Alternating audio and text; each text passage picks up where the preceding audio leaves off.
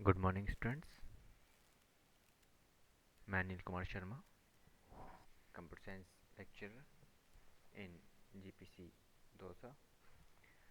आज के इस वीडियो लेक्चर में आज हम डिस्कस करेंगे कि जो टू डायमेंशनल एरे है उसको किस प्रकार से क्रिएट किया जाता है और किस प्रकार से टू डायमेंशनल एरे के अंदर जो एलिमेंट्स है उनको डिस्प्ले किया जाता है। तो आज हम देखेंगे इसकी प्रैक्टिकल अप्रोच। थ्योरेटिकल मैंने डिस्कस किया हुआ है आपके एरे का जो कॉन्सेप्ट था उसके अंदर। तो एरे होती थी हमारी collection of similar data types, जिसके अंदर मैं समान टाइप के डेटा को क्या करता था, स्टोर करता था, जिसमें थी one dimensional array, to dimensional array और थ्री डायमेंशनल एरे। आज हम देखेंगे टू डायमेंशनल एरे के बारे में। तो टू डायमेंशनल एरे की मैं बात करूँ, सिंपल मैं एक एग्जांपल देना चाहूँ तो टू डायमेंशनल एरे क्या होता है, जिसके अंदर रो और कॉलम होते हैं। क्या होते हैं? रो और कॉलम। जैसे ये है कोई एरे, इस एरे के अंदर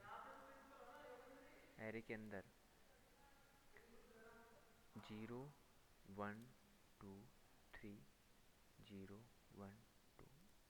इस एरे के अंदर ये कौन सी एरे, मान लो इस एरे का नाम मैंने दे दिया ए नाम की एक एरे है। ए एरे, इसके अंदर क्या क्या चीज़ें बताओगे आप। इस एरे के अंदर कितने रो हैं? 1 2 3 4। 4 रो हैं और कितने कॉलम है भाई? 4 रो और कितने कॉलम? यदि ये तो हो गई क्या, रो। और कॉलम कितने हैं इस वाली एरे के अंदर? कॉलम की मैं बात करूँ तो कितने हैं? 3 कॉलम। तो इस वाली एरे को मैं किस तरह से डिक्लेयर करूँगा? तो इस वाली एरे को मैं डिक्लेयर करूँगा ए, कितनी रो है? 4। कितने कॉलम है? 3। इस तरह से मैं इनको क्या करूँगा, डिक्लेयर करता हूँ, एरे को इस तरह से डिक्लेयर करता हूँ। अब इसके अंदर जो भी इंडेक्सिंग स्टार्ट हो गई रो की 0 1 2 3, कॉलम की 0 1 2 3, यहाँ पे एलिमेंट क्या होंगे, स्टोर होंगे। किस में? रो मेजर ऑर्डर में। पहले ये वाली रो फिल होगी, फिर ये वाली रो फिल होगी, फिर ये वाली रो, फिर ये वाली रो फिल होगी।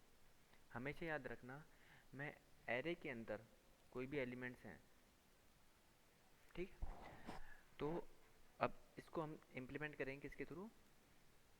प्रोग्राम के थ्रू। तो अब देखते हैं कि किस प्रकार हम सी प्लस प्लस और सी लैंग्वेज के अंदर प्रोग्रामिंग करते हैं टू डायमेंशनल एरे की।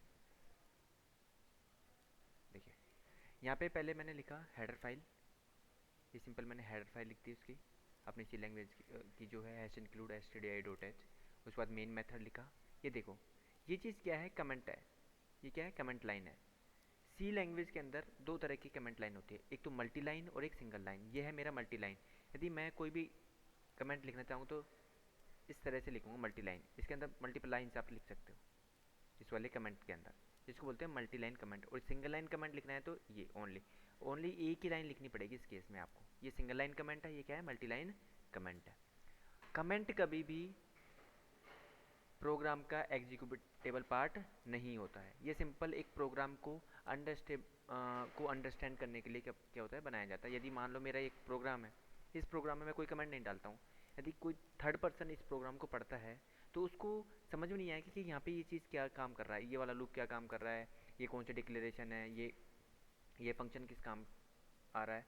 यदि मैं उसी फंक्शन के साथ कमेंट लिख दूँ कि ये फंक्शन इसलिए काम आ रहा है, तो उसको रीड करना क्या हो जाएगा, इजी हो जाएगा किसी थर्ड पर्सन को। तो वो क्या बढ़ाता है, उस प्रोग्राम की रीडेबिलिटी को क्या करता है, इम्प्रूव करता है। क्लियर? कमेंट्स का काम ये है।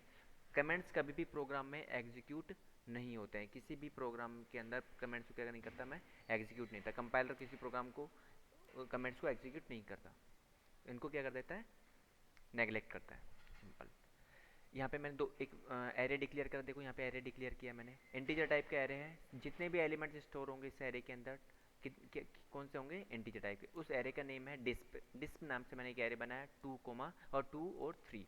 2 रो हैं और 3 क्या है, कॉलम है। तो एक एरे बनेगी इस तरह से, 2 रो और 3 कॉलम, इस तरह से एरे बनेगी मेरी। ये मेमोरी मैप होगा अपने एरे का, जो टू डायमेंशनल एरे है, जिसका नेम क्या हो गया, डिस्प। क्या हो गया, डिस्प। इस तरह से एरे बनेगी। ओके। ये फॉर लूप मैंने यहाँ पे अब एक दो वेरिएबल बनाए हैं, इंटीजर आई कोमा जे मैंने इसलिए बनाए हैं, यदि मैं यहाँ पे कमेंट डालना चाहूँ तो यहाँ पे भी लिख सकता हूँ लूप काउंटर। ये कौन सा वेरिएबल है, loop counter variable. Loop counter variable क्यों बोल रहा हूँ, क्योंकि इसके अंदर जो भी ये क्या क्या क्या हम करेंगे, जो एरे के अंदर जो रो और कॉलम में जो वैल्यू है उनको क्या करेंगे, इंसर्ट करेंगे। यदि मैं इस एरे में क्या कर रहा हूँ, मैंने ओनली एरे डिक्लेयर किया है, मैंने इसके अंदर कोई वैल्यू इंसर्ट नहीं की है, तो इसका मतलब आप यूजर से रन टाइम पे वैल्यू क्या लेना चाह रहे हो, इनपुट करवाना चाह रहे हो। क्लियर? ओके, अब आगे देखते हैं। यहाँ पे पहले फर्स्ट लूप चालू होगा किसके लिए, रो के लिए, और सेकंड लूप ध्यान रखना होगा किसके लिए, कॉलम के लिए। तो पहला लूप चला जी I equal to zero comma आई, कब तक चलेगा ये लूप, जब तक ये कंडीशन क्या नहीं चाहिए, फॉल्स नहीं है। कितने, कब तक चलेगा, दो तक, जीरो और वन तक। और ये वाला लूप चलेगा zero one two, zero one और टू तक। थ्री जैसे आएगा तो फॉल्स कंडीशन बाहर आ जाएगा। पहले लूप के लिए जैसे रो की वैल्यू क्या रहेगी, जीरो, इस रो की इंडेक्सिंग क्या है, जीरो जीरो, जैसे क्या है जीरो वन, फिर जीरो टू, इस तरह ही होगा। ठीक है, तो पहला लूप चला जीरो। अब जीरो वैल्यू के लिए ये वाला लूप कितनी बार चलेगा, तीन बार चलेगा, तो उसमें वैल्यू मैं एंटर करता जाऊंगा। यहाँ पे मान लो मैंने वैल्यू एंटर करी, जितनी भी वैल्यू एंटर करता गया, फिर दोबारा आई प्लस प्लस होगा, ये सॉरी आई की वैल्यू क्या प्लस प्लस, तो आई इस वाले रो के अंदर फिर क्या होगी, एलिमेंट क्या होंगे, इंसर्ट होंगे। इस तरह ये तो चीज़ क्या है, यूजर से इनपुट लेने के लिए, और स्कैन एफ मैंने कर लिया। क्लियर?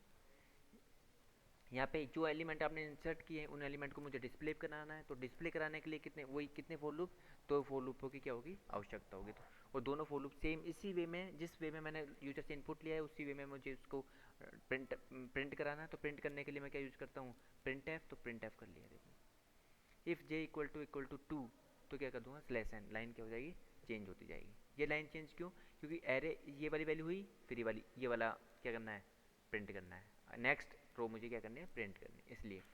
अब इस प्रोग्राम को यदि मैं रन करवाता हूँ तो किस तरह से ये रन करेगा वो देखते हैं। देखो ये प्रोग्राम कैसे रन करेगा, मैं भी ध्यान दो। यहाँ पे मैं गया, ये प्रोग्राम क्या हो गया, रन हो गया। यदि कोई एरर आती तो यहाँ पे ये वाला क्या बोलते हैं, कमांड प्रॉम्प्ट नहीं खुलता, यहाँ पे एरर शो कर देता है, इस लाइन में एरर है, इस लाइन में एरर है। देखो अब क्या मांग रहा है, enter value for disp zero zero. अब जीरो जीरो के लिए क्या करना है, मुझे वैल्यू डालनी है। देखो किस तरह, मैं दोबारा से बताता हूँ, यहाँ पे डालता चलता हूँ इस तरह से। एक एरे बना दिया, जीरो जीरो है यहाँ पे, ये जीरो वन है, ये वन जीरो है, ये नहीं चलो जीरो वन है ये वाली, ये वन जीरो, वन वन और one two, zero zero zero one zero two है ये। क्लियर? ओके, ये कौन सी डिस्प नाम की मेरे एरे है। अब इसके अंदर इंडेक्सिंग मुझे पता लगा, अब मुझे क्या करनी है, वैल्यू ही करनी है, इंसर्ट करनी है। वैल्यू इंसर्ट करनी है तो मुझे किस तरह से काम करना पड़ेगा, जैसे ही मैंने वैल्यू डालूंगा मैं इसके अंदर, जीरो जीरो पे वैल्यू डाली मैंने, कितना, 20, जीरो जीरो पे आ गई वैल्यू 20। ठीक है, फिर जीरो वन की वैल्यू मांग रहा है, आपने यूजर डाल रहा है 30। ओके, फिर जीरो टू की वैल्यू मांग रहा है, किस तरह, मैंने डाल ली मान लो 40। ये तो फर्स्ट रो का काम हो गया। ओके, अब सेकंड रो आएगी, रो बाई रो क्या होगा, एलिमेंट इंसर्ट होगा। हमें ध्यान रखना, टू डायमेंशनल एरे या थ्री डायमेंशनल एरे, एलिमेंट मैं कैसे भी रो ऑर्डर में या कॉलम ऑर्डर में इंसर्ट कर सकता हूँ, लेकिन उनका जो आउटपुट आएगा हमेशा किस फॉर्म में आता है, रो मेजर ऑर्डर में। ओके, अब देखो मैंने नेक्स्ट रो में डाला, मान लो मैंने डाल दिया 5, 15 और 70, ये डाल दिया। ये डालने के बाद आप, मैं आपको बताता हूँ कि इसके अंदर क्या क्या वैल्यू आ गई। अब यूजर से इनपुट कर दिया, कितना, 20 यहाँ पे आ गया, 30 इसके अंदर है, 40 यहाँ, 5 इसमें, 15 इसमें और 17 इसमें। यूजर से इनपुट डाल दिया इस तरह। अब इस तरह से डिस्प्ले होगा, तो इस तरह डिस्प्ले होना चाहिए। तो देखो इस प्रोग्राम का आउटपुट किस प्रकार से आएगा। जैसे ही मैं एंटर मारूंगा, अब इस प्रोग्राम में जैसे मैंने एंटर मारा, देखो आउटपुट। अब ये मेरी एरर आ गई, टू डायमेंशनल एरे एलिमेंट। ऐसे कैसे मैसेज मैंने डिस्प्ले करवाया था, जो मैसेज आप डिस्प्ले कराओगे प्रिंट ऐप में, वही मैसेज क्या होगा, डिस्प्ले होगा आउटपुट पर। Two dimensional array elements are 20, 30, 40, 5, 15 और 70। इस तरह से क्या होगा, इस प्रोग्राम का आउटपुट डिस्प्ले होगा अपने स्क्रीन पर। क्लियर? अब देखो दोबारा से देखते हैं। देखो मैंने यहाँ पे, देखो ये चीज़ जैसे आपने ये message enter value for this percent d लिखा, क्यों लिखा, क्योंकि जो जीरो यहाँ पे स्टार्टिंग में, देखो आई की वैल्यू क्या रहेगी, जीरो, तो यहाँ पे जीरो, तो आई की वैल्यू जीरो है तो percent D, okay, percent D तो इंटीजर है। फिर जे की वैल्यू क्या रहेगी शुरू में, जीरो, तो जीरो, ये चला।